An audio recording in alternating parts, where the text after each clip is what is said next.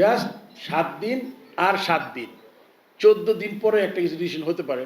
আপনি never know, right? ঠিক আছে। হাতুড়ে সিং এর ব্যাপারে আলাপ হয়েছে আমাদের।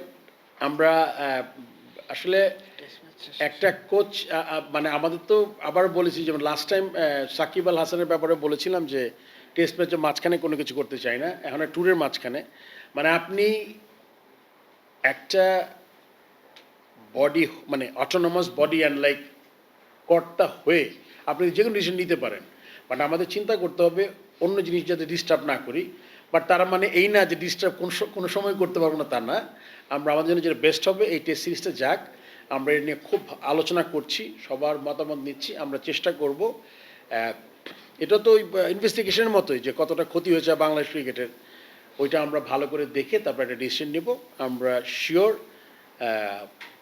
কিছু একটা দেখতে পারবেন হয়তো নিয়ার ফিউচারে। নেক্সট সেকেন্ড কোশ্চেন, আপনি আজকে সংবাদ সম্মেলনে মাঝপথে বলেছেন যে আপনার কেবল 7 দিন হয়েছে, অনেক কিছু যেন আমরা এক্সপেক্ট না করি, বাট এই 7 দিনের মধ্যে একটা স্টেডিয়ামের কার্যক্রম যেটা নিয়ে তর্ক আলোচনা বিতর্ক রয়েছে, এটা আপনি অফ করে রেখেছেন আপনার বোর্ড। এই 7 দিনের মধ্যে ইন্টারন্যাশনাল অডিটের আপনারা ব্যবস্থা করেছেন, খুবই ভালো উদ্যোগ। এখনো করি নাই, আমরা চিন্তা করেছি করবো আর কি। হ্যাঁ, এই 7 দিনের মধ্যে বাংলাদেশ দলকে যারা ডিস্টার্ব করে তাদের ব্যাপারে ওপেন স্পিচ দেওয়ার ক্ষেত্রে বা তাদের অ্যাকশনটা কি তাদের ব্যাপারে, যেমন 7 দিনের মধ্যে বিসিবি বদলে গেছে, কিন্তু আপনি যখন বলেছেন আপনি 7 দিনের মধ্যে দায়িত্ব নিয়েছেন মানে বিসিবি বদলে গেছে, সেই জায়গায় কোচিং স্টাফের এমন কিছু সদস্য যাদের কারণে রানিং সিরিজের মাঝখানে একজন ক্যাপ্টেন পদত্যাগ করতে বাধ্য হয়, এই ঘটনা আমরা দেখেছি।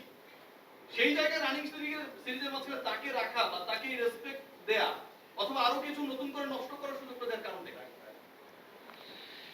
আসলে